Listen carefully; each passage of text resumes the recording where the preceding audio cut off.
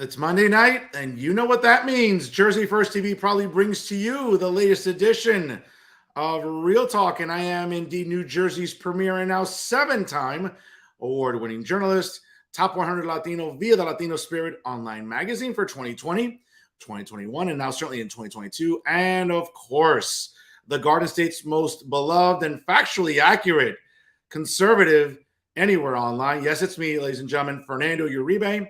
Hope you all had a wonderful Thanksgiving holiday. It was good to take a break for a few days, enjoy it with family.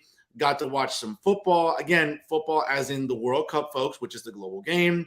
Certainly got to spend time again with family, hang out with friends. Got to enjoy some of the NFL action as well. And we have a little victory tea here for my Dallas Cowboys because, yes, folks, win after win last week here, staying in the thick of the NFC playoff race. My Cowboys are maybe getting hot at the right time, as they say, as December is right around the corner.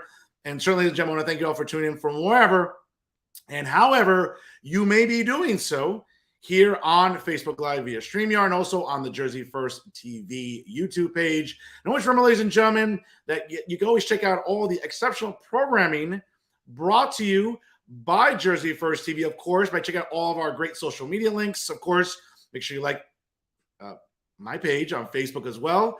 Also, Fernando Uribe and Real Talk with Fernando Uribe. Don't forget to check me out also on Instagram and Twitter, folks. Make sure you follow me. It's the same handle at the Fernando Zone. And also check out Jersey First TV on YouTube. And also wherever you get your podcasts, whether it be SoundCloud or Spotify, all our episodes are there for you to download, listen to them, whether you're walking your dog, going to the gym, trying to work off some of those Thanksgiving dinner pounds there, right? As we kept going back for seconds and thirds, all that great turkey that we ate. And, of course, all that drinking we did over the weekend, whether it's watching the World Cup, whether it's watching the NFL, the NBA or NHL, or even the WWE Survivor Series, what a great premium live event this past weekend from Boston, Massachusetts. And, of course, folks, wherever it is you get your podcast, download and listen to them, Jersey First TV is there for you. Of course, all the great programming, not just this show, ladies and gentlemen, but, of course, the Nader Narrative, hosted by my tag team partner here in broadcasting on Jersey First TV, the great Elizabeth Nader, and all the other great talent associated and broadcasting with Jersey First TV. Again, folks, check it out there. Sharing is caring. Always here if you're just tuning in. Do so from all of the aforementioned social media platforms. And of course, ladies and gentlemen, part of the reason this show continues to do exceptionally well is because of you, my loyal viewing audience, every single week. Yes, we have people doing shows every week or every so often, right? Maybe getting 100 views, 150-something views. Yeah, that's not the case here, folks, because yours truly is doing thousands and thousands of views. So while while I'm over here exhibiting greatness on this program with thousands and thousands of views, all organic, nothing boosted. I don't have to pay anybody to put my stuff up on a news site like other people, right? Yeah, there's greatness over here while you're over there with mediocrity and your little Mickey Mouse show and your little Mickey Mouse ratings and views. Folks, we're not the same. It's greatness over here and mediocrity all out there. And of course, ladies and gentlemen, always make sure you check us out every Monday night live at 6 p.m. Big announcement for next week's show. You want to stay tuned for that. Of course, you don't want to go anywhere, ladies and gentlemen. I will announce this week's winners of the worst journalists of the week in the state of New Jersey. Yes, folks, some repeat offenders. I'll be talking about them later in the broadcast, so you definitely want to stick around for that, as well as another important update here on the show. You definitely don't want to go anywhere. But first, ladies and gentlemen, as I mentioned earlier, the reason this show continues to do exceptionally well in traffic, again, all organic, nothing boosted, is because of exceptional guests, thought-provoking conversations, and of course, yours truly here, always looking to inform and educate the masses, as I do better than anybody in New Jersey media. And of course, folks, it's having great guests, which makes my job a hell of a lot easier. And this week is no exception. Joining me here this week live on Real Talk with Fernando Uribe is the distinguished mayor of Bridgewater, New Jersey, a fellow Rutgers alumnus, the great Matthew Moench. Join us here on Real Talk. Mr. Mayor, how are you? I'm doing good. I appreciated all the talk of greatness before you introduced me. That was a wonderful lead-in. Well, Mayor, you deserve it. You're doing great things there. Now, ladies and gentlemen, again, for everyone at home, maybe you're not familiar with Bridgewater. I know I love it. I don't want to just stereotype and say Bridgewater Commons is one of my favorite malls to visit in the state of New Jersey, but it's a wonderful township in Somerset County. Obviously, a growing population. I know the numbers aren't in yet, but really we're talking about tens of thousands of households in the great township of Bridgewater. And again, their mayor joins us here today. Matthew, it's interesting. I didn't have a chance to run into you at the League of Municipalities. I know at the Hard Rock, there was a great event towards the end of the night on Tuesday. It was packed to the rafters. Got to talk to a lot of people, but I know it was really, really congested there. Didn't have a chance to talk to you, but I got you here now. I mean, when you look at the League of Municipalities, I would argue it's a festive event. It can be a little uncomfortable sometimes, but it's a festive event. I call it the Comic-Con of politics in New Jersey. That's it. That's a good description of it. It's for anybody who hasn't experienced it, it's an interesting mix of elected officials, political folks, vendors, and everybody at all who touches government and politics in New Jersey. And they're all come together in one location in Atlantic City. So what could possibly go wrong there? Well, and the open bars, I think, help a little bit too. I think I would argue, right? I mean, that liquid courage gets people very, very comfortable. A lot of loose lips down there. Oh, absolutely. Yes. I mean, I get tons of scoops, which I will, again, as a broadcast journalist, I'm not going to divulge my sources. But I got a lot of scoops that will last me until 2023. But let's dive into a little bit about what makes your town interesting, though, Mayor, because certainly as Somerset County is getting bluer, and those are just the facts. I'm not trying to be malicious or anything. It's just getting a lot of it's getting bluer. Bridgewater is not. You're a Republican mayor. The makeup of the town council is also very Republican. How does that happen in an area of New Jersey that's getting bluer? Well, I think it's not being complacent. I mean, part of it, good politics, good government is good politics, right? So it all starts off with no matter where you live, hopefully having a leadership team that's delivering what residents ultimately care about. It's their taxes, their quality of life, their roads, their parks, all the stuff that people elect us for. That's what, if they're happy with those services and they're happy with what they're getting provided, chances are they're not going to want to change. And then the other part of that is, I think, especially as Republicans now in New Jersey, no matter what town you live in, you have to constantly be working. You can't sit around and say, hey, I have a 4-year term. I'm going to do nothing for 3.5 years and reach out to the voters for the first time in September of your reelection. Especially with vote by mail, that starts like 3 weeks later. And I think you're seeing that in a lot of towns that even those who are still Republican, the level of victories are getting smaller and smaller, which of course impact the county levels because some of those big Republican towns aren't delivering those big majorities anymore, which counties rely on to win. It's interesting, though, Mayor, because, again, I don't want to get into conspiracy theories here, but I'm always very skeptical about vote by mail. And one thing is early voting. I mean, one thing is, again, I listen, working in higher education, one of the things I talk about with my students consistently is why not make Election Day a federal holiday? I think you can eliminate a lot of, inconveniences that people may face going to vote personally. I don't have an issue so much with early voting per se, but vote by mail, I'm sorry. If something doesn't change or get revised, Mayor, Republicans may not win national elections or even statewide elections anytime soon. See, I completely agree with you in concept. I think part of the problem, though, is Republicans constantly rail against vote by mail. And there's a lot of problems with vote by mail. I do election law as part of my legal practice, and I certainly can tell you every election there's issues, and sometimes it's not intentional fraud. I have a case where, it's a guy, it's going to turn on whether somebody who lived in England for 12 years is now eligible to vote in his local town. And so those are the kind of things where, it's not intentional fraud, but it's issues that you wouldn't have if you didn't have this vote by mail voting and those questions of the election. But the problem is Republicans is Democrats have embraced it. Right, wrong, and different, they've embraced it. And now they have a whole subset of voters which are voting every year because a ballot's at their doorstep, and they're increasing those numbers every year, while Republicans are basically telling Republican voters who have a ballot on their kitchen table, don't vote anybody because you don't know if it's going to count, but they don't get to the polls. I run in a year next year, where, as it's the lowest turnout year of all 4 years. There's no president, there's no federal, there's no statewide elections. So it's the most diehard voters. But Democrats are expanding that base because they're embracing this. So my opinion is, if we want to change the law, we need to win, right? We can't Yeah. change the vote by mail laws until we win in the legislature. And right now, I think that this continued pushback against vote by mail and the complete refusal to embrace and expand our voter base, it's going to hurt us. I'm with you. Folks, if you're just joining us right now, it's 6:10 here on the East Coast, on Facebook Live via StreamYard, and also on the Jersey First YouTube page. My guest this week is the distinguished mayor of Bridgewater, New Jersey, Matthew Moench, here on Jersey First TV. Mayor, you stumbled across something very interesting to me. Again, and Republicans have made some strides in registering new voters. I think that Democrats have an enormous advantage statewide. More than 1.5 million have registered Democrats and Republicans. But it still, I think, doesn't answer the issue. And you brought up 2023, which was funny because I know David Wallstein was the first one to report it last week. On a down election year where there's no federal election, nothing gubernatorial, nothing. It's just legislative races. Democrats in the legislature, again, want a virtue signal with abortion. And here's a newsflash. I don't have a law degree, but you don't need one, folks, to know that reproductive justice or choice has already been codified into New Jersey law. I just think this was a blatant attempt by the woke left mayor in the legislature to say, you know what, let's pump up turnout by having all these insufferable cat ladies and all these annoying feminists. I can say that. I know you won't. I'll say it.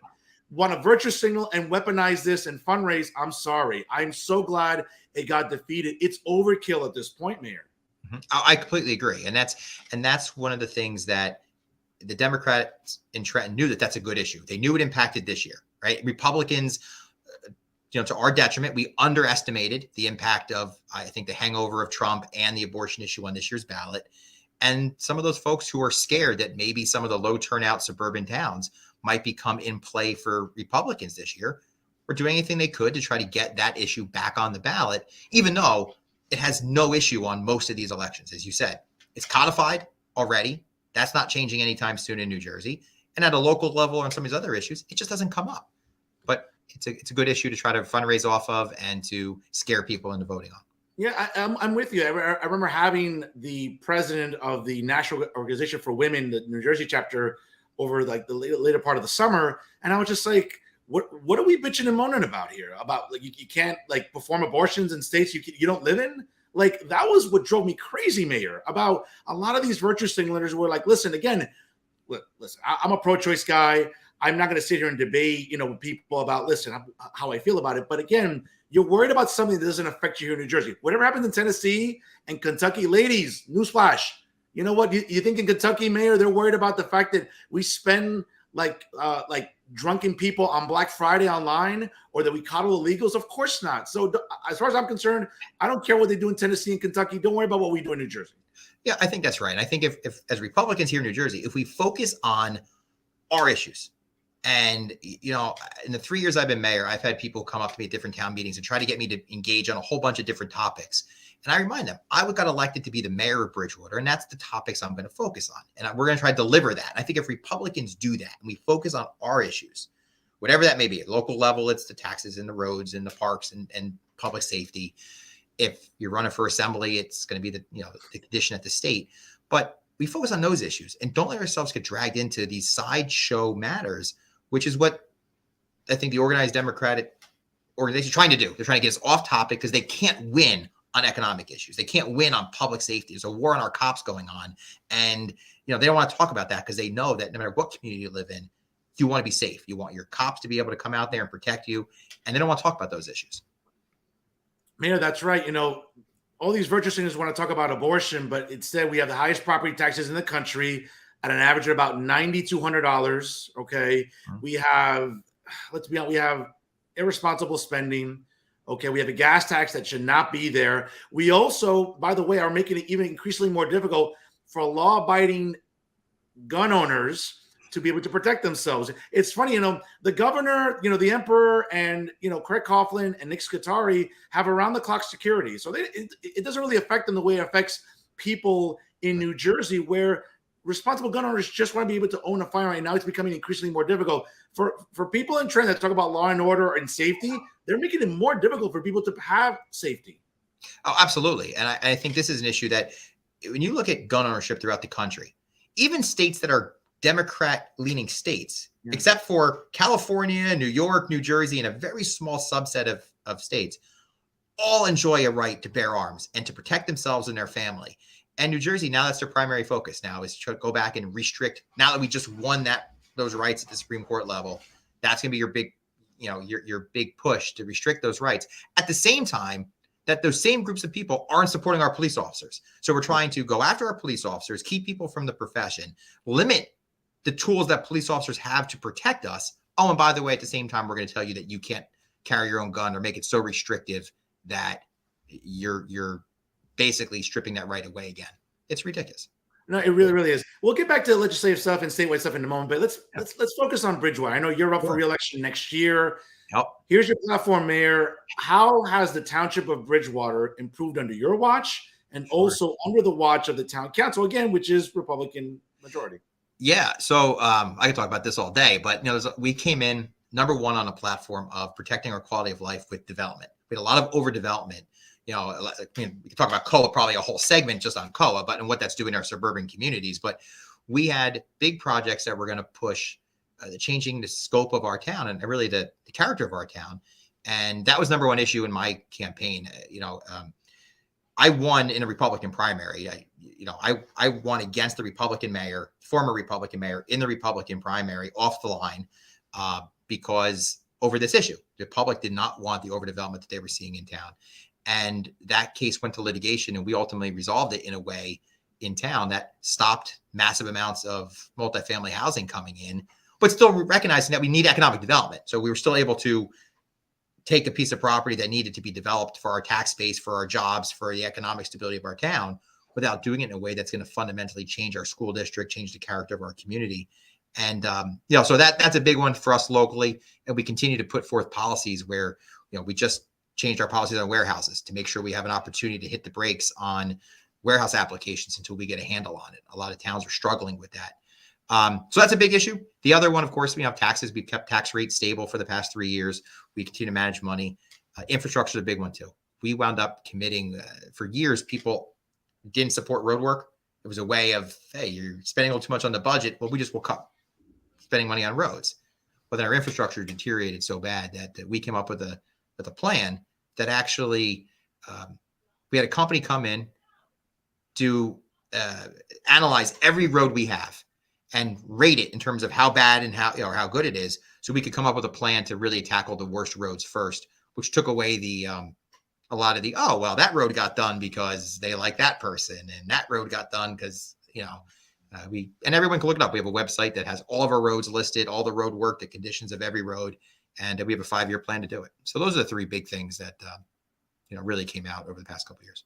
Mayor, again, for our audience, maybe because every township is different. I mean, there's hundreds of municipalities in New Jersey. Now, in the township of Bridgewater, when it comes to the local school board, is that an elected school board, or is that something that's appointed by the mayor of the township? I wish it was appointed. No, it's elected. Okay. Yeah.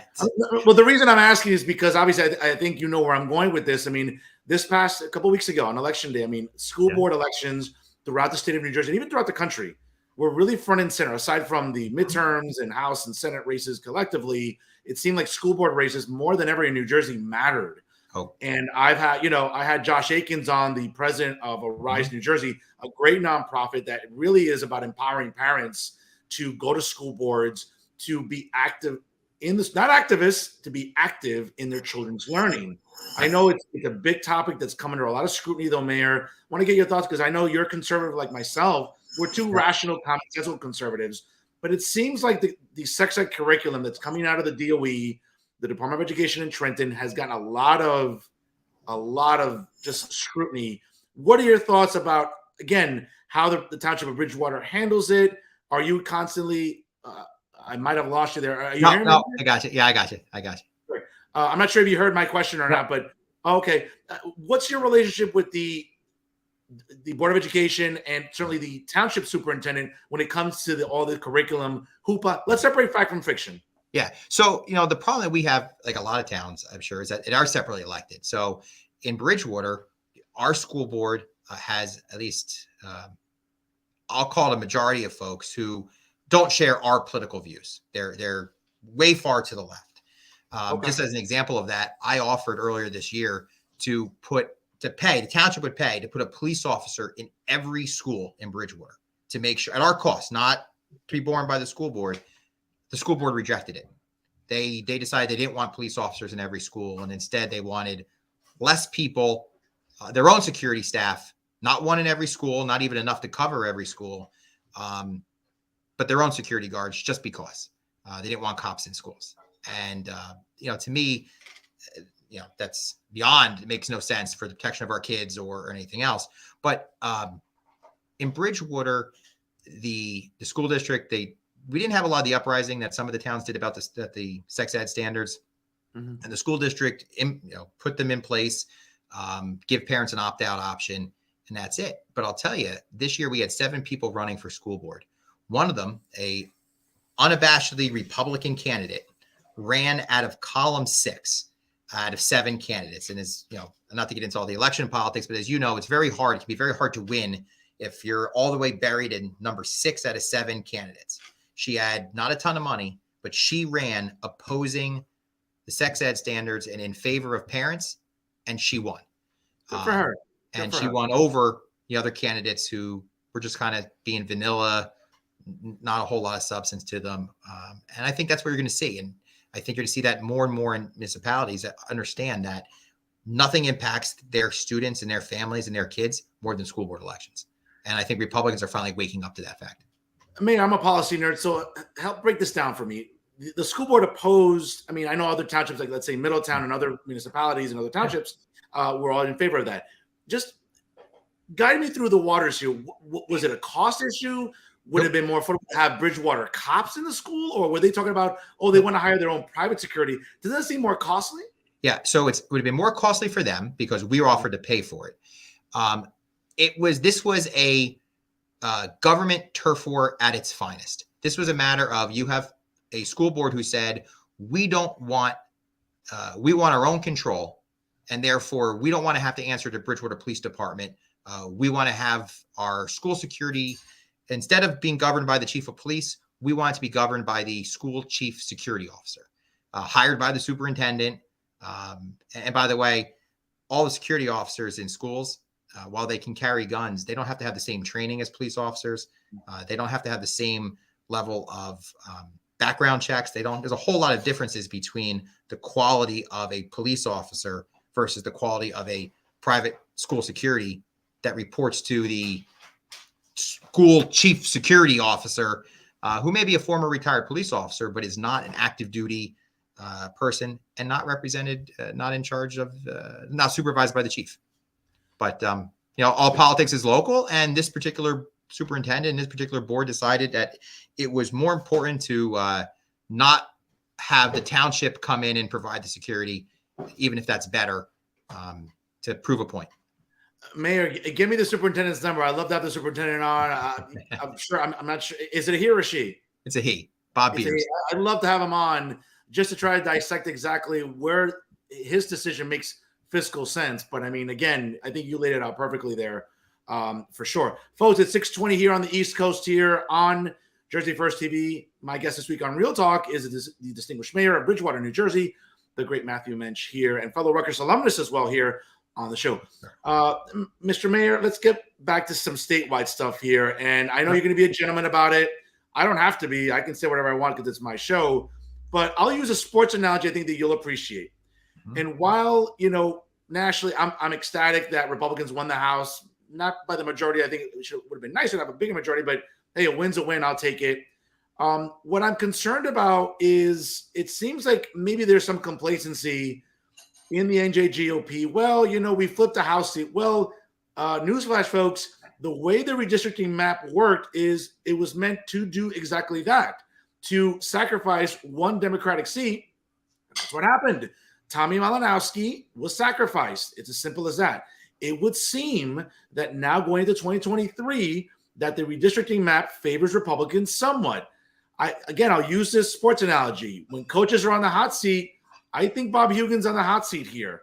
He can't rest on his laurels. Republicans have a chance to win some assembly seats, maybe some state Senate seats, and maybe to the legislature, where Democrats have had a solid grip on it literally since George W. Bush was first elected. That's how far back Democrats have had control in Trenton. I would argue, Mr. Mayor, Bob Hugin's on the hot seat. Am I wrong? I certainly think Republican as a whole need to show wins this year. In 2023, if there's no better year than 2023 for Republicans. 2024 we got a president. We don't know what that situation is going to be yet, or what that's going to mean for Republicans up and down ballot. But without jumping into presidential election, Sure. Next year is the best opportunity, with a new map on the legislative side, with the lowest turnout of the 4-year cycle. If we can't win in 2023, then I think a lot of folks, whether it's county chairs, state chairs, other Republican leaders, are going to have to answer to why we are unable to show gains where we're seeing gains across the country, right? It may have been less aggressive as we hoped this year nationally, but you're still seeing gains. And I think we have to show results. And nothing beats the definition of insanity by doing the same thing over and over again, right? Expecting something different. So if we can't win in 2023, as a party, we need to really look at how do we move forward in a different direction following that. I'm with you. And again, I would argue from my position, again, I'm not looking for a job at NJGOP. I'm very good working in education. I'm doing very well in journalism. Believe me, I'm not auditioning for a job. But what bothers me, though, Mr. Mayor, and again, I'm a conservative. I'm more a fiscal conservative. I think that when it comes to social issues, I'm still a little conservative. I don't believe in all this woke nonsense. I know you're against it as much as I am, maybe more. I'm all against it. But it just seems like in Trenton, there's this incessant fixation to cater to the woke left in Trenton, the legislature, to listen to all these activist groups that coddle illegals, that do all this virtue signaling. And as far as I'm concerned, Republicans have a chance to say, hey, we have the highest property tax in the country. What can we do to lower taxes? What can we do to lower the gas tax, for example? All right. It seems like the emperor is more concerned about, I mean, listen, it's great for him to be concerned about carjackings only after Republicans brought it up as an issue when he first called it racist. So go figure about the emperor. But what's more concerning is the leadership in Trenton. You would think, and again, I know plenty of middle-of-the-road rational Democrats. My mayor here in Hudson County is also my state senator in the legislature. He's a middle-of-the-road. He's a practical Democrat. You got a lot of far-left Democrats in the legislature, I'm sorry, that need to go in leadership positions. And I think next year is a good chance for them. I'm just hoping that they don't – Republicans have it – listen, Republicans are notorious for getting to the goal line and either getting stopped at the 1-yard line or fumbling the ball out of bounds. That's what I'm concerned about. Yeah, and I agree with you. And I think that there's two things that Republicans need to do next year. So the first one we were talking about a little bit is whether we love or hate vote by mail balloting, early voting, all that stuff.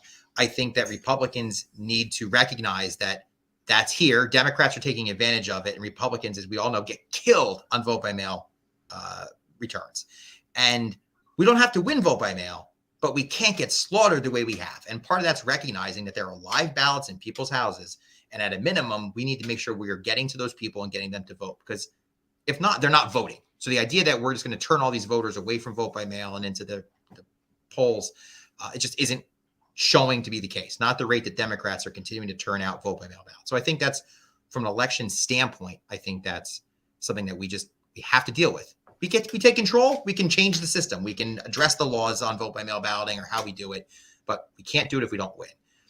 I think the other issue is Republicans. Yeah, I do agree with you. We need to talk about the fiscal issues. But I'll tell you, I had a Democrat consultant once told me when I was talking about politics, and he said, Mayor, he goes, people don't vote on taxes. I said, what do you mean? That's always everyone's first issue. I said, when you knock on the door, knock, what's your issues? Is property taxes issue. He goes, yes. He goes, but nobody ever believes politicians are going to fix it. So then they move on to issue number 2. And his comment was, look, Murphy ran on a platform that says, I'm going to raise your taxes. If taxes are your issue, this is not your state. And he still wins. And his comment, and I thought it was pretty insightful, was, while they agree with us, they don't believe that we're going to fix it any more than the Democrats. And therefore, I think we also need to get into our other issues. For me, it's policing and public safety. I got car thefts in Bridgewater driveways at 5:00 in the afternoon in the summer. We have to address that. It's the public safety, it's the police, it's the other quality of life issues, whether it's the parental choice in schools and those issues. That, I think, is ultimately where we're going to win. We don't back off of our low tax message, but if we're only doing that, you're going to have a bunch of people who are going to say, hey, man, I agree with you, but I don't really believe you. I don't believe you're going to do it. And I think as a Republican Party, we need to have those other two issues in addition to that, and go out and start messaging it now, not in September, right now. The election already started. It's 50 weeks away. Mayor, I think you said it beautifully. You are on the ballot coming up next year for re-election. I got to ask you, because I hear a lot. Being the broadcast journalist that I am, I have great sources. I hear a lot of chirping, whether it's at the League of Municipalities or operatives that get my ear and like to sing sweet little things into my ear. Mayor, it seems like your name also is on that radar in 2025 for the gubernatorial nomination for the Republican Party.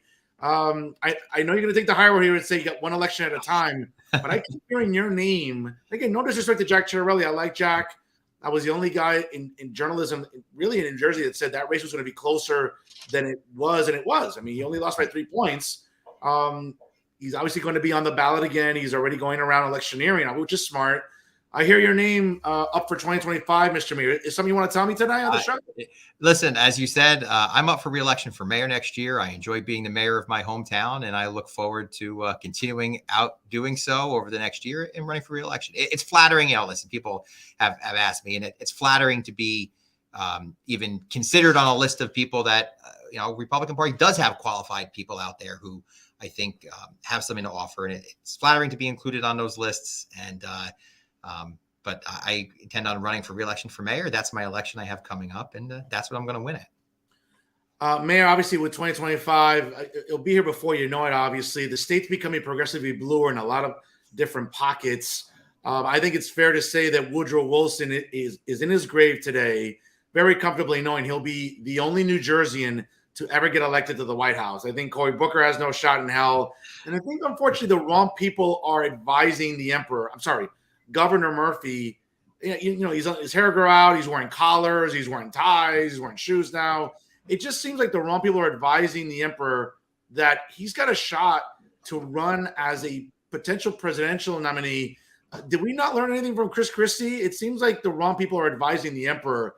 I think Woodrow Wilson's pretty much safe as the only New Jerseyan to win the White House. Is that fair to say, Mr. Mayor? I don't think that Governor Murphy is going to have any shot at the White House in 2024. I don't see his policies being something that's going to translate outside of New Jersey. Maybe New York or a couple other super aggressive states. But at the end of the day, Governor Murphy is so far to the left. I think he's way out of step with mainstream America that he's not going to win on the states that he needs to. I know the Republicans running next year and even 2 years from now, right? As 2024 will be here before you know it. Mayor, I would argue, again, as a political scientist, again, for me, I think that the party clearly is showing that moving away from the 45th president, I think might be a smart move. I'm a Ron DeSantis guy. He's a governor, just like the great governor in the freedom-loving state of Texas, Greg Abbott, got it right. So did Ron DeSantis. Governor Murphy didn't get it right on COVID. Neither did Andrew Cuomo. Neither did Kathy Hochul. Neither did Ned Lamont or Gavin Newsom in California. It just seems like Ron DeSantis is a guy that can be that very braggadocious conservative, but can talk policy. I think he's a guy that if we're going to put all our chips in the middle of the table, for anyone that's ever played poker, I would argue that, listen, President Trump from 2015 going down the escalator, it was a momentous occasion when he ran for office and he won in 2016. I think that brand for him, is going by the wayside. I think it showed during these midterm elections. Candidates that he pushed just did not do well. But someone like Ron DeSantis, I would argue, I think is a better bet for Republicans in 2024. That's my opinion. I'm being called a rhino. I'm sorry. I know what I'm talking about when it comes to policy. I think Ron DeSantis is that guy. Your thoughts? I love Ron DeSantis. I think he's fantastic. And I think, by the way, he's super conservative. So, an idea that the guy's supporting him would call him a rhino. I think the guy has policies that make sense. People love him in Florida. I was just down there. People love the guy. And I think he's somebody who's not afraid of a fight, but he has the policy chops to back up what he's doing. And, I look forward to seeing what he ultimately does and how the race to 2024 pans out. But I think he's really good. I'm excited about him as a possible candidate. I'm with you. One last thing here. New Jersey, again, getting progressively bluer. I know in your area in Somerset County, other pockets. It's just crazy though, Mayor, because again, like you talked about, like Republicans have a real chance to forget about talking about taxes. That's important. Yep. But the other issues, quality of life, respecting law enforcement, funding law enforcement, other things that matter.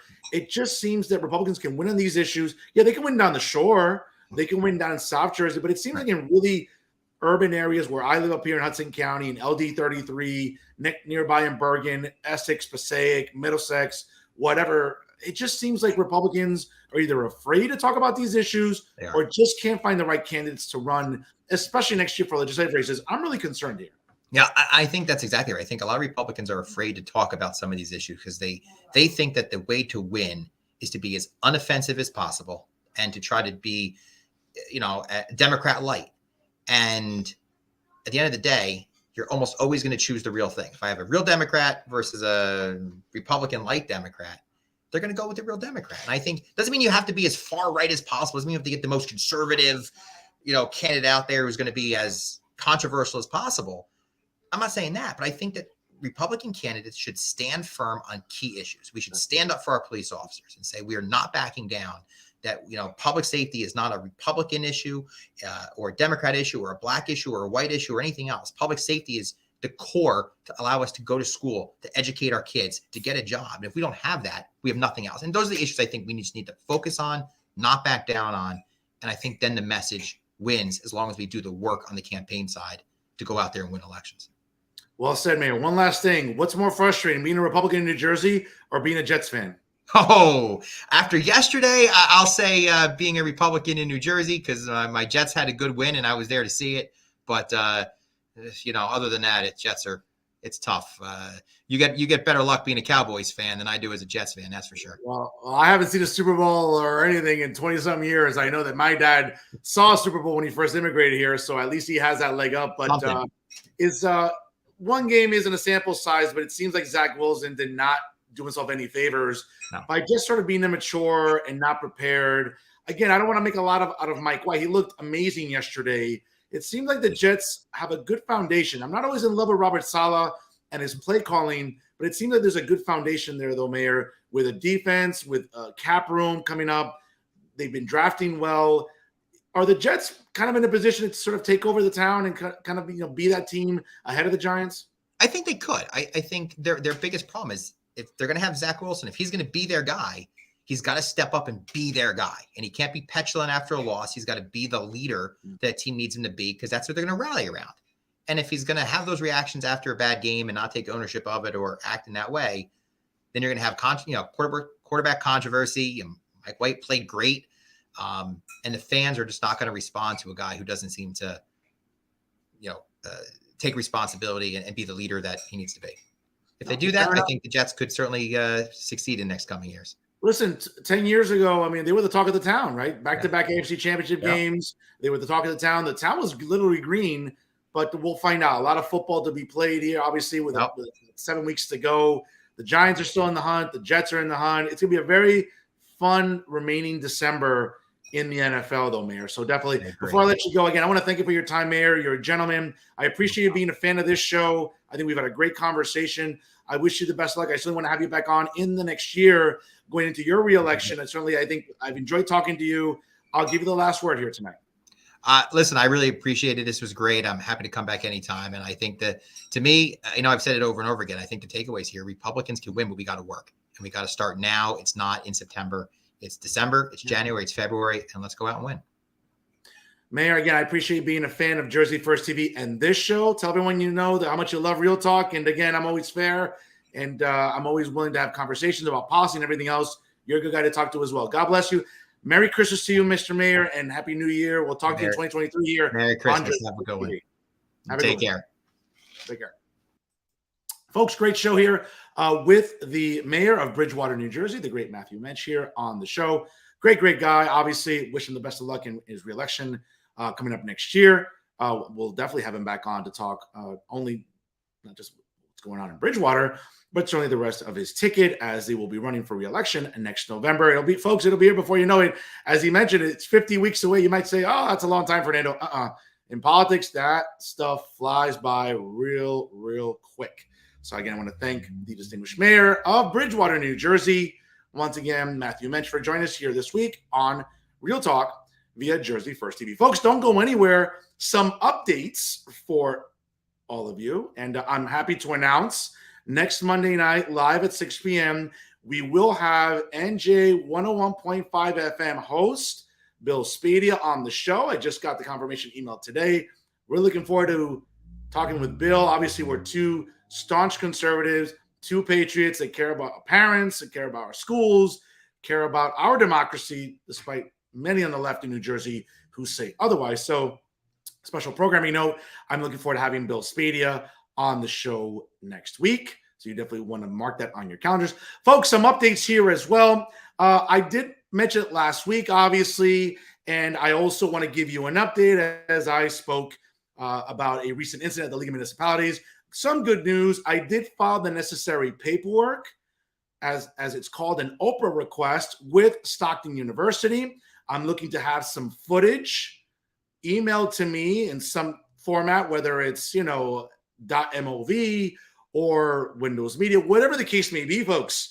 I'm looking forward to having that footage in my hands. Sometimes we know it's a bureaucratic thing. Bureaucracy is a pain in the neck, but I'm a patient man, and I'm more than happy to be patient to get that footage in my email. So Oprah request has been submitted. Hopefully the good people at Stockton University will accommodate me and get me that footage that I so want to put on the show. And again, courtesy of, Robertico here, Bobby's World, Bobby Boy behind me. Yeah, Bob, you think I was going to stay quiet about it? Of course not. I want to roast you again because it's so much fun. So, folks, stay tuned, as I will have hopefully an update next week, or maybe I might just have the footage and I'll get to play it behind me, and we'll look at every angle. It'll be like almost an NFL game, right? Like, when they look at a scoring play or a turnover, right? You kind of like go to the videotape and you look at it. I might want to look at every single angle on the show. So, folks, be prepared. If I get my hands on that footage, I'm going to dissect and look at every single square inch of that footage, and I'm going to have some fun. I'm going to enjoy myself with the footage, of course, at the expense of Como Memelada over here, this 90-something-year-old, clueless fool here in New Jersey politics, folks. I'm looking forward to that. Stay tuned, folks. I'll hopefully bring you the footage next week once it is in my possession. But of course, as we go from this clown, let's go to other clowns in the state of New Jersey. Yes, folks, always, of course, obviously I'm looking forward to having some footage up there. Certainly, if you didn't catch last week's episode, watch it. My reference to the Wolf of Wall Street was beautifully done in one take. Everyone I've talked to has said, Fernando, you did so beautifully. You literally reenacted that entire scene with Donnie and Brad last week from the Wolf of Wall Street scene in that great motion picture in 2013. So again, folks, check it out. If you didn't last week's episode, you definitely want to tune in. And hopefully next week I'll have some footage for all of you to enjoy and to smile and to laugh about, because, folks, it's going to be funny when I get that footage, hopefully in my email inbox. But as I said before, folks, once again, we go from one clown to other clowns. Yes, ladies and gentlemen, this week's winners of the worst journalist of the week in the state of New Jersey, my repeat offenders, the Three Stooges. Once again, Sleepy Al, yes, Alan Steinberg, of course, Tommy Boy, Tommy Moran, and of course, the Chuckster, Chucky, Charles Style. Shout out to Ali Steinberg. Al, I got to say, I was so impressed seeing you at the League of Municipalities. I know I saw you sitting there. It was way after 9 o'clock, like way past your bedtime. I was really, really impressed there. You were sitting there with some guy, I don't know, I guess, enjoying the sights, enjoying the Insider NJ Power Party. By the way, to Peter Nelia and the Graham family, thank you for that 2-hour open bar. I made sure to have as much alcohol as possible because I think I deserve it, and so did everybody else there. So, again, I was really, really impressed seeing Sleepy Al there hanging out, I guess, with some buddy of his, there at the League of Municipalities there at the Insider NJ Power Party at the Cuba Libre inside the Tropicana Hotel. But, folks, let's start talking about why the Three Stooges continue to do a disservice to journalism. And let's start off, of course, with who, the Chuckster, Chucky. Yes, folks, this is a good one here. Good article here. I had to, and by the way, folks, is there a more dishonest business practice than NorthJersey.com saying, hey, listen, you can sign up for a couple of free articles, but then you know what? Subscribe for $1 for 6 months. And then after the introductory trial ends, you'll be charged $14.99 a month on NorthJersey.com, also the Bergen Record, to check out and access to articles. Is there a bigger waste of money? Okay, and we're seeing it. I know we had Black Friday, we had Cyber Monday today. Folks, you couldn't pay me enough, okay, to even take 50 cents out of my pocket to give to NorthJersey.com to read these articles. But fortunately, again, being the broadcast journalist that I am, having many sources, having many friends, I get to use their user ID and their password to look at some columns and see what's the big deal and why is NorthJersey.com making content only exclusive for premium subscribers. Folks, you want to talk about a waste of money, a waste of bandwidth, and a waste of data? It's NorthJersey.com, and more importantly, Chucky with his garbage columns. But let's go at something that really caught my eye. So Chucky decides to write, New Jersey Democrats abandon drive for abortion in the constitutional amendment in 2023. Here's why. Following the surprising strength of the abortion issue during the midterm contests, New Jersey Democratic leaders seize on what seems to be a slam dunk issue for the 2023 elections, when all 120 seats of the legislature will be up for grabs. The plan asks voters next November to approve a constitutional guarantee of reproductive rights in New Jersey. It was an advantage that Democrats could not ignore, an instant vote magnet in a blue, pro-choice state like New Jersey. The same voters infuriated and frightened this fall by the anti-abortion Trump Republicans, which that's not the case, Chucky. But again, I get it. You're like 80-some years old. Cognitively, you're kind of losing it. So I know that's why you write this stuff. Could be inspired to return to the polls next year, helping boost turnout for Democrats in otherwise low-voltage legislative races. But Democratic leaders facing surprising and unified pressure from abortion rights advocates, those insufferable feminists and cat ladies that, stink of capis, and a limited window for the necessary legislative approval by the end of this year, canceled the effort last week. All right. I mean, I'm not going to get into this whole, garbage column here because, again, I don't have any interest in going to sleep at 6:45 here on the East Coast. Right. But what's interesting, though, Chuck, is, again, what Chuck fails to tell you, like he does many times, is that New Jersey has already codified reproductive rights already. But it seems like that isn't enough for the insufferable feminists and all these cat ladies that are bitching and moaning. I'm sick to death of you. All of you. Okay. It's codified. What more do you want? Okay. I get it. You want to be able to continue bitching and moaning about not being able to terminate pregnancies in states that you don't live in. You're having these meltdowns about what goes on in Texas and Tennessee and Alabama and Kentucky. Ladies, you don't live there. Okay. Don't worry about what's going on in those states. Okay. Again, if a woman gets pregnant in New Jersey tonight, by the end of the week, she's going to have an enormous amount of access to clinics all around the state of New Jersey, brought to you by Planned Parenthood, which is again paid for with your tax dollars at the federal level and at the state level. So again, if a woman gets knocked up tomorrow, she can reconsider her pregnancy and get an abortion by Friday. Okay, for all you ladies out there, right, whether it was Single Girl Summer or now during the NFL season, right, whether you're watching games on Thursday or drinking all weekend or out for Sunday fun day in Hoboken, Seaside, I don't know, down the Jersey Shore, in Morristown, wherever, okay, after drinking into a drunken stupor Thursday, Friday, Saturday, Sunday, and you wake up Monday morning next to a guy that you probably regret waking up next to, guess what? You have access to a Plan B. That's what you have access to in New Jersey. But for whatever reason, Women for Progress, Planned Parenthood, all these insufferable, activistas that exist in New Jersey are bitching and moaning about reproductive rights. But again, this is where you go for overkill. I get it. Next November, it's a legislative election year. May not be the best turnout. So why not pump up turnout by putting abortion on the ballot? No, folks. When you amend a document, whether it be the U.S. Constitution or the New Jersey Constitution, you want to amend it for something that's worthwhile. Okay? It's already codified into New Jersey law, Chuck. Why don't you be honest about that and just say that? But no, of course, you'd rather virtue signal on behalf, of course, of all these insufferable feminists and cat ladies that stink of cat piss that go and mobilize and have all these rallies. Oh my God, hands off my uterus. No one's touching your uterus, ladies. Like I'm sick to death looking at my Twitter feed my Instagram feed or my Facebook news feed, where I see all these insufferable women bitching and moaning. No one's coming after your uterus. Your uterus is fine in New Jersey. Stop your bitching and moaning. But Chucky won't tell you that because he'd rather virtue signal and not remind you that abortion's already codified into New Jersey law. So once again, folks, another garbage column.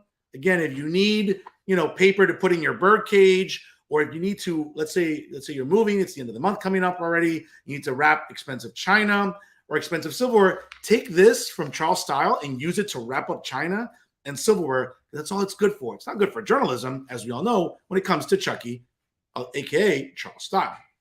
Of course, when we talk about clowns in New Jersey journalism, yes, of course, ladies and gentlemen, we all know, yes, we can always rely on Charles Style, but we can also rely on Sleepy Al. Yes, look at Sleepy Al there. Those bags that I haven't seen bags that big since I went through JFK Airport walking through baggage claim. But it's interesting about Ali, because again, he'll continue bitching and moaning about the albatross that is Donald Trump. I've never seen a guy who's almost 100 years old fixated on a guy younger than him, such as the 45th president. Ali, Donald Trump, I love how Donald Trump lives rent-free in your head, as well as all the other leftist journalists in New Jersey that continue to have this perpetual erection about Donald Trump. So you write this column about Jack Ciaravelli's chances, right? And he remains the favorite for the 2025 New Jersey Republican nomination. He does. I think more people will be jumping into the fray in the next year or two, right? I'm sure primaries will start in 2024, right? Probably right after the presidential election that year. Hopefully that goes red. Which, I'm not going to really, give you the gist of this, but one interesting passage from this awful column here. Again, folks, if you need to, get some remedy to help you sleep, if you're, I don't know, having insomnia, you're having trouble laying down at night and getting a good night's sleep, do me a favor. Just look up Alan Steinberg's columns on your smartphone or your tablet. Believe me, I start reading it, I'm like this. Oh, wow. Damn. Oh, it's only the first paragraph. That's what Alan Steinberg does for everybody, folks. So again, shout out to Alan Steinberg. You're doing a great public service, folks, by curing insomnia with these awful columns. But again, here's something interesting by Ali.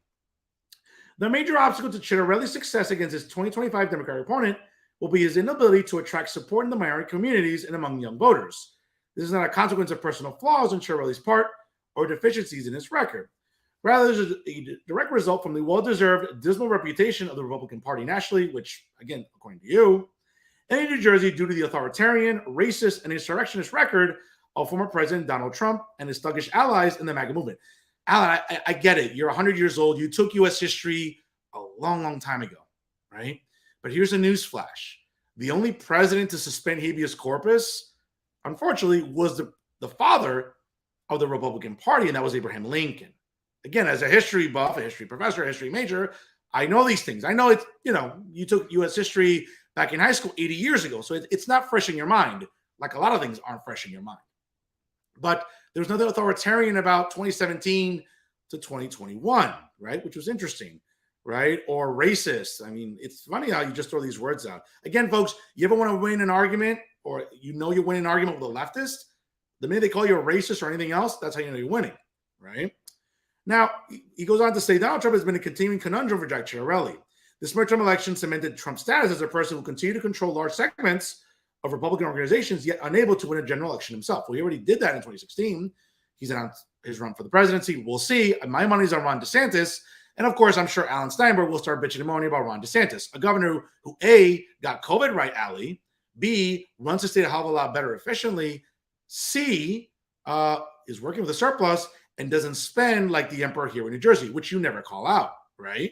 And I'm sure Alan Steinberg will come up with whatever fantasy world he comes from to concoct more lies about Ron DeSantis as 2024 quickly approaches, which is really, really funny. So he ends this garbage column by saying his problem, plain and simple, with people of color voters is Donald Trump. Unless and until he decisively repudiates him, Jack Ciaravelli is likely headed for another decisive general election gubernatorial campaign defeat.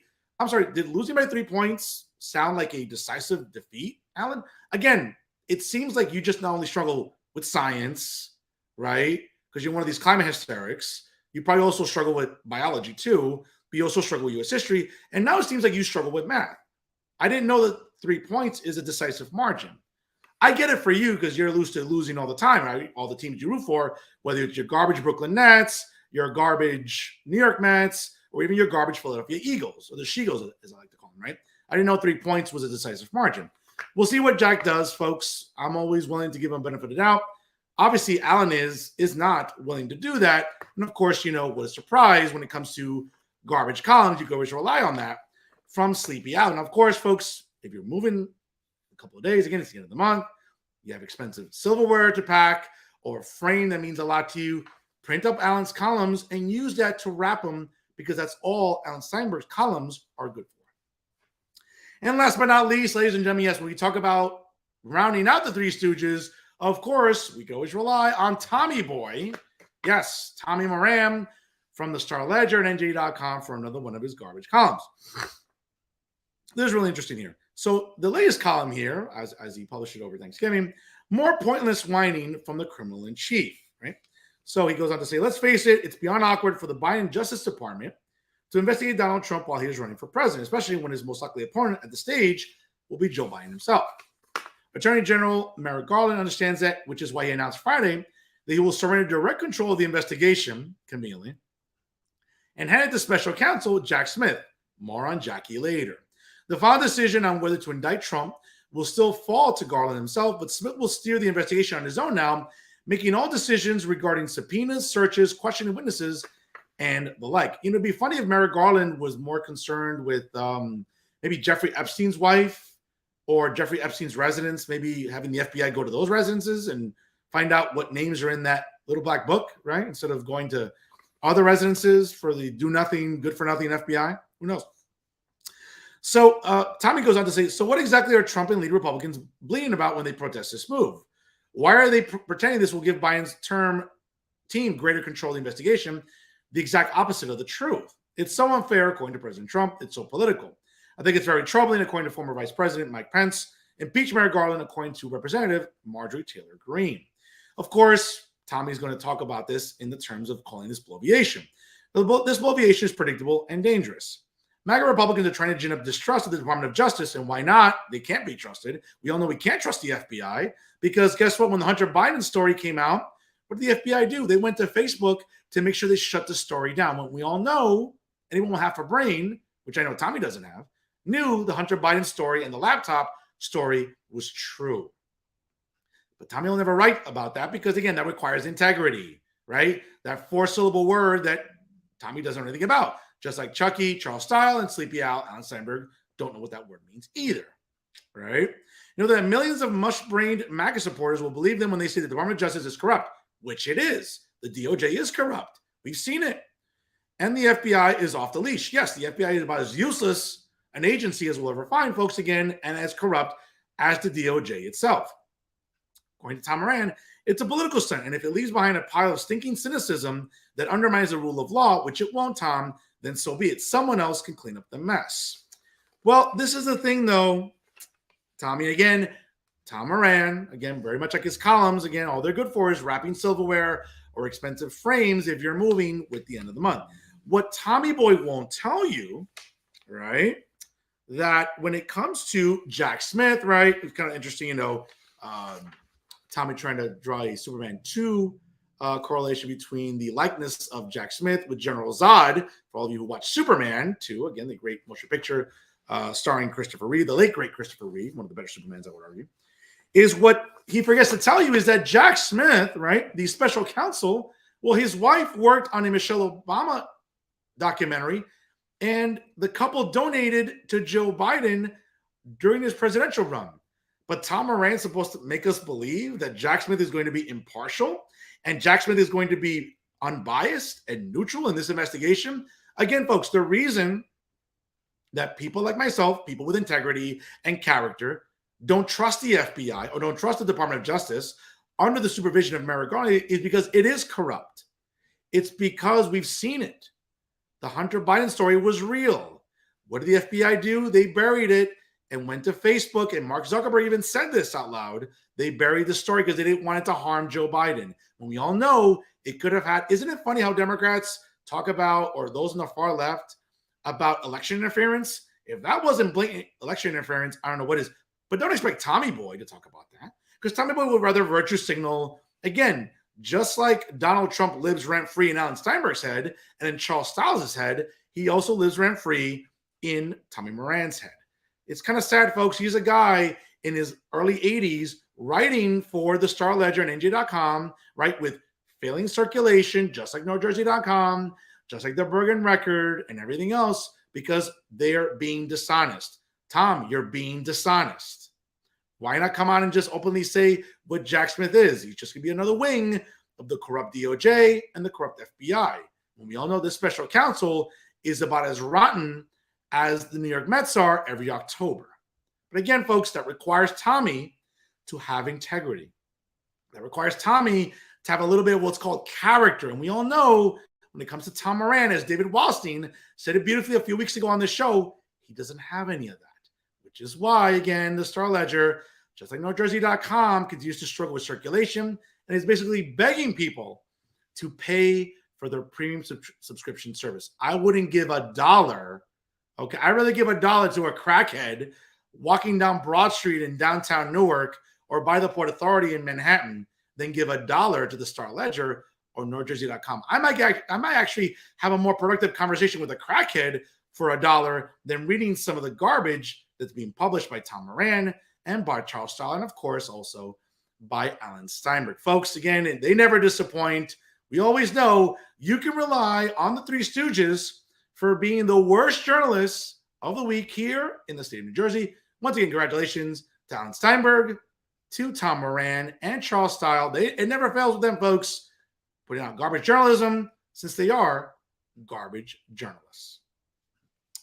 Folks, always remember to check out Real Talk on all of our social media platforms. Make sure you like it on Facebook as well as follow me as well. You can't miss me, folks. The very overwhelmingly handsome and photogenic guy, unlike these, the Three Stooges I just put on the screen. Yikes. I'll tell you, clearly, folks, that's a reminder there's somebody for everybody. Okay, and clearly that's the case there. Make sure, folks, again, you like us on Facebook. Also, make sure you follow me on Twitter and Instagram at the Fernando Zone, and also check out the Jersey First YouTube page. In addition to wherever you get your podcasts, check us out on SoundCloud and Spotify. All of our episodes are there, as well as the Nader Narrative with Elizabeth Nader and all the other great talent under the Jersey First TV banner. Folks, check it out. Whether you're walking your dog, going to the gym to work off those extra pounds from all that turkey, whatever it is you're doing, folks, whether you're watching the replays on your smartphone or your tablet, your PC or Mac, or listening to the podcast, it's available anywhere, anytime, folks. Great journalism. Talk about the economy, community, taxes, issues that matter to everyday people, not wokeness, not pronouns. I don't care about the pronoun people. I don't care about wokeness. I don't care about, threats to democracy, because there are no threats to democracy. Stop listening to Alan Steinberg. And of course, I'm sure Alan will watch this, and it's 7 o'clock. It is after his bedtime, so he may not watch it till tomorrow. Don't listen to clowns like Alan Steinberg or Tom Moran or Charles Stiles. Okay, folks, they don't get it right, but I do. And it's the reason why this traffic on this show continues to do very well. Again, I'm over here producing outstanding journalism with good organic traffic, while they're over there producing garbage journalism. Clearly, we're not the same. And that's our show for this week. Once again, I want to thank Bridgewater, New Jersey Mayor Matthew Moench for joining us here. Great conversation. Again, I want to wish him luck as he runs for re-election next year in the township of Bridgewater. Again, we'll have him on in 2023 to talk about not just his re-election, but also what Republicans continue doing in the next legislative cycle. Of course, folks, always sharing is caring. Share the episodes whenever you can on Facebook, Instagram, Twitter, YouTube, Spotify, SoundCloud, everywhere, folks, you can, on LinkedIn, everywhere on your social media. Share the episodes. I know that you will, and I appreciate all of your due diligence and all the support you give me. Again, I was so thankful. Last week during Thanksgiving, I had to give a shout out to all of you that make the success of this show overwhelmingly possible. And of course, ladies and gentlemen, always remember, it's unbiased, unfiltered, and unafraid. It is always Real Talk right here with Jersey First TV. I am New Jersey's premier and now 7-time award-winning journalist, top 100 Latino via the Latino Spirit online magazine for 2020, 2021, and now in 2022, and also the Garden State's most beloved and factually accurate conservative. Yes, it's me, folks, Fernando Uribe, saying so long, ladies and gentlemen. Take care of yourself again. We'll join you next week here live at 6 p.m. Eastern Time where NJ 101.5 FM host Bill Spadia joins me on Real Talk. You'll have a lot to say about what's going on in Jersey politics and more. Folks, mark on your calendar, Bill Spadia next Monday night here at 6:05 p.m. Eastern Time on Jersey First TV. And as always, ladies and gentlemen, thank you so much for watching.